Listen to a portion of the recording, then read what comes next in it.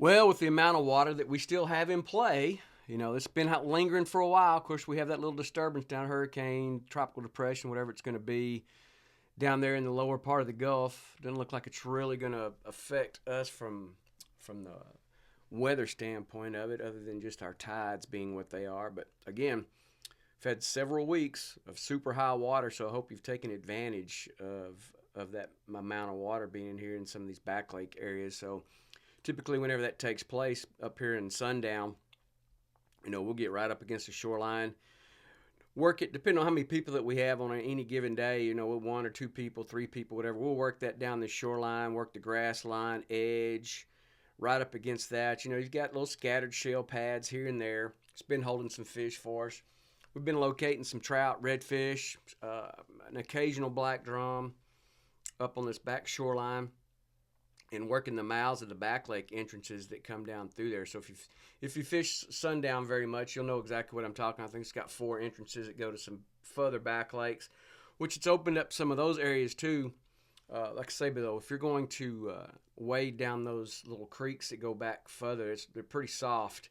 Probably the best case scenario is just get on your trolling motor there if you have one, and just kind of work down the middle of those little creeks, if you will, and just kind of work the edges as you get back down there to it. So that gives you some opportunity. There's been fish pushed back up on it, and that's a great thing about the higher tides.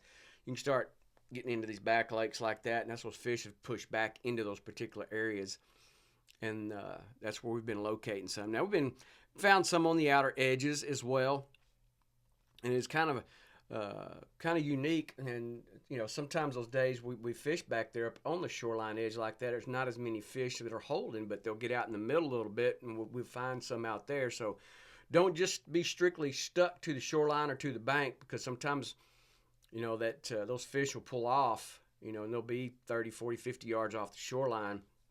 So if you got extra people, that's where that really comes in handy right there, so you can kind of find that line on where those fish are holding. But we've had both case scenarios, especially back here in sundown like that. We fished the back shoreline here off the little island there off the ICW. If it's had some fish holding on it. Of course, with the height of the water, we've stayed away from the ICW. Just a little bit too deep and too soft out there, especially with the barge traffic, and gives you that instant tidal movement that's out there. But anyway, we've been working shoreline, working edges, working the minors primarily, especially on the backside of this big moon that's been in play for us. I think our last big super moon of the year, and it's it hadn't disappointed. We've had some pretty good days or evenings, if you will, because when we get around a full moon like that, I like to fish it early till about mid morning, and then get back on the water maybe late in that afternoon, maybe an hour and a half before that moon's going to get into that minor time frame rising, and fish it probably till right before dark, or just right at dark time. So something to consider if you want to do that during the middle of the day, during that major time frame. We fished some of those this past week. Wasn't real great around this big moon, and that's typical. Big full moon like that midday major's has not been great for me anyway. I hope it's been better for you, but it's just been a very difficult bite when we get into that time frame. So we just kind of shy away from it. Once that bite kind of tapers off for us in the morning, we'll just head back to the ramp, and then we'll focus on our evening time. But main things we've been working on, or been throwing the burner shad in the original size in the down south, the white ice, bone diamond, watermelon red, twisted tea, big papa. We've had some pretty decent calming winds early, but then as our day has progressed, those winds pick up in the afternoon, so it kind of dirties that water up and stains it. So we've stayed in the clear, more translucent baits early, and then kind of transition over to darker baits as our day has gone along, and that's done well for us. It's been pretty productive for the most part. Of course, our afternoon trips, when we've done a few of those, with that wind blowing like that, if you're not really on a protected shoreline, you're on a kind of more of a windward shoreline, we're throwing more of the darks and those types of flavors. Knock and tail, the rogue flavor has been pretty good. Again, the white ice for them as well. Heavy metal and greenbacks have all been very good. In the mirror lower, Little John's, watermelon red has been good. Golden red glitter has been good in the mornings. Those two particular flavors in general have been very good for us. Been sprinkled in a few of the double D's, different ones, different flavors of those. Just whatever that you like, and just kind of base it on your water clarity. If you got that cleaner water, just do that more translucent bait, and if it's a little bit more stained, then get that darker side. The truth on the darker one has been pretty good for us as well. If you've thrown that, I've talked to some people and they were starting to throw their corkies. We haven't really had any significant cold air whatsoever, so that's going to be something we're looking forward to this upcoming week. It looks like maybe midweek we may have a little front that's going to push in here that's going to drop our temps down, so that will significantly affect the water temps. Don't be surprised if you see a 8 to 10 degree drop on that first overnight cold spell that we have. So we'll see actually what it does, but typically if it's got a little bit of punch to it, that's what will take place, and that will change your fishing. So make sure you have a secondary plan if you're going to fish days following up on a front like that, because the fishing will definitely change. So have your game plan in place for that. Post-frontal bite, you're going to want to go to a smaller profile bait, i.e. burner shads, little johns, little 3-inch, 4-inch at most baits, and just kind of really work your deeper water early, depending on how much the water temp drops it. We're going to be over mud and grass and clump shell primarily moving forward the rest of this year and into the new year. So that's going to kind of be your structure that you're really going to want to focus over. So just prepare yourself for this upcoming week, because there's going to be some drastic changes. So one of the things you're going to have to take in consideration with our upcoming weather pattern change here this coming week, you need to find areas in your game plan, already have them mapped out, that's going to be protected for you from a north, northeast, northwest, straight east, straight north winds.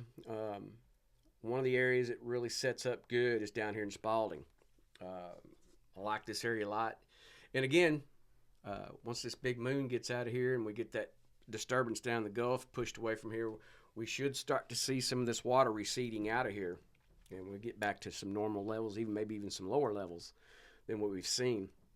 Like I say, we've been running here for probably a month and a half, where we've had, a foot more water than we typically should have. So that's really going to be significant. You're going to, especially after this little front pushes through here, it looks like it's got some decent winds that's going to be in it. It's pushing 20, maybe 25 mile an hour winds. That's going to push some water around, and that's going to be the thing. So plan accordingly. Go ahead and have something in play. So if you had one particular tide that you were looking at that was going to be pretty high that you wanted to fish, but it's not as much as water as what you thought, that you already have a secondary plan in play. That's going to be really key for you to have a successful fishing day in this upcoming week. As of right now, like I say, a lot of this water in here, we're getting in these back lakes back in here around the Spalding area, all these little back lakes in here, which are the ones I like to fish a lot. And then these little areas back in here, we can throw in some top water back in there and have good. So water temps have still been, upper 70s, low 80s. It's been very good. It's very comfortable to fish. It has not been an issue. Our significant winds have come in the afternoon. So, the fishing around the big moon that we've had this past week has been, there's been some tough days, but then there's been some pretty solid days as well. So you just kind of have to pinpoint those time frames and when you really want to fish. Like I say, the minors have been the key for us to be very successful. And then, of course, you can tell when that bite starts to taper off. And that's when we get kind of set up and get ready for an afternoon trip. But anyway, like I say, Spalding is one of the areas that you can really put yourself into, that you can be protected whenever those front pushes through, whether it pushes overnight, whether it pushes through during the day, afternoon, we don't know yet just when that's going to take place. This one doesn't look like it's going to be super strong, but it's going to be stronger than anything that we've had so far this year. So that will be a significant part of it. So another particular area outside of the Spalding area, you get back in here in the Carlos and you get on this far shoreline. All this area here from north, northeast, northwest wind is all set up pretty protected back in there. You got the right kind of structure that's going to come into play. And you'll start seeing it, if you hadn't already, you'll start seeing those fish are transitioning off that hard-packed sand and shell reefs and stuff and getting over that mud and grass. That's really going to want to start to do that. And once we get a real bit of a temperature drop in that water temperature, it's going to change for them. They're going to want to start eating. You'll start to see even more bait migrate out of here. We still got a lot of bait in our system. So that'll be one thing to really be mindful of and be aware of, that once that water temp does drop some, those fish will start to migrate, and you'll see less and less and less bait. That's why the artificial game during this time of the year moving forward becomes extremely important. It's a lot of fun during this time of year. But like I say, majors and minors are always going to be your key things. Paying attention to what your weather patterns are going to be moving forward into this November and December, because they can get on you pretty quick if you're not paying attention to that. But always be safe while you're out on that water and you're getting ready to have a fishing day. Swan Lake over the Port Bay area, all this back shoreline, again, it's been pretty good for us. You know, we've pulled out trout and redfish primarily out of here. I think we've even scored a couple of flounder that were always a nice surprise that we do. Again, with the water levels being what they are, Swan Lake's kind of lit up for us. We're just working the shoreline edges up in here because it's pushed fish up closer, tight to the shoreline, but then as well, we have found fish that are off the shoreline as well. So that's why I was saying earlier in the first video that you want to make sure that you have plenty of water coverage with your people that you're fishing with, that you can get into some of those areas that possibly those fish will be holding.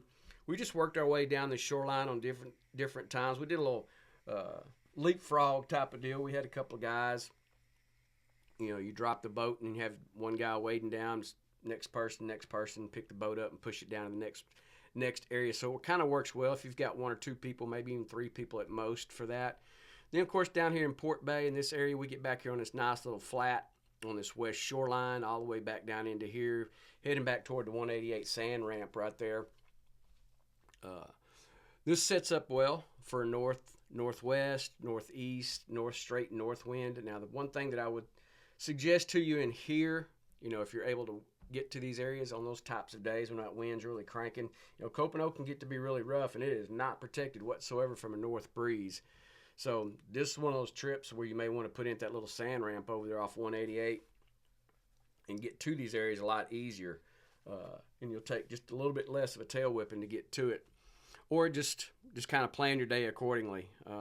Again, that's why the weather patterns and watching the weather this time of year moving forward is very important to be able to do. But we've worked the edges on these things. We've worked the drop out there on the little shelves that's on it. Throwing the double D. We've thrown the mirror lure Little Johns. We've thrown the down south. Everything's been in a smaller profile. I think we've even had a couple guys pull out the soft dines and soft dine XLs that did pretty good. Had some decent activity productivity-wise from them. Like I say, as our water temperatures get a little cooler and stay on that cooler side, and you know, in the upper 60s, you know, low 70s, low 60s, maybe even high 50s, depending on how cold our cold fronts get. That's where these suspended baits become very good. You know, like the Corkies, Corky Devil, Double D's, the MRs, mirror lure, like I think it's the MR27. Those all become pretty good baits, really good baits. When that water temps gets cooler, those fish will suspend off that deeper edge early and then start to migrate up on your flats later in the day as the sun shines on it, because that's what happens on the post front, the big old bluebird skies. So early mornings are pretty chilly, and then you get to it, and then you start throwing those bigger baits, or a little bit smaller profile baits, but bigger than what your plastic is, and let those baits suspend out of that 3 to 4 foot of water until you get up on the flat areas when it's warmed up. So that's kind of your game plan on what you want to kind of go with. If you got something that's worked better for you, then stick to it. That's kind of what our plan is we work the deeper water early, and then get up in the flat or over the grass and mud later in the day. As that sun begins to heat those flats up, those fish begin to kind of cruise up there looking for something to eat. So prefrontal bite, if you're able to be on the water when that front is pushing through, you know, 3 or 4 hours out, which is great because that gives you some terrific opportunities to find and catch you some really quality fish, but at the same time becomes a little bit of a safety factor in that, and on how strong those winds and how strong it's going to be pushing in there for you to get back to your ramp once you're done with your fishing day, or how you're going to have to anchor your boat out. So I always take that kind of stuff in consideration. Your majors and minors are still going to be a key thing. Finding bait's going to be still the main thing. Make sure you're over the right structure. Again, 16th ounce jig heads is all we're throwing. That's all we've been throwing all summer long. That's all we'll throw going into this winter, into the springtime. 16th ounce jig heads with all the different flavors and the baits and the stuff that we have. So just kind of have your game plan lined out. Get your boxes ready. You may want to set up 2 or 3 different style boxes with maybe the particular area that you're going to fish, whether it be up here in the Copano or the Mesquite or upper Laguna or the lower Laguna, wherever you like to fish. Just have your game plan in place and execute that plan and kind of stick to it. But again, safety is going to be a real big deal moving forward, because we just don't want to get caught out in some of these base systems when these systems push through. But when you get the opportunity to fish, enjoy yourself and have a lot of fun.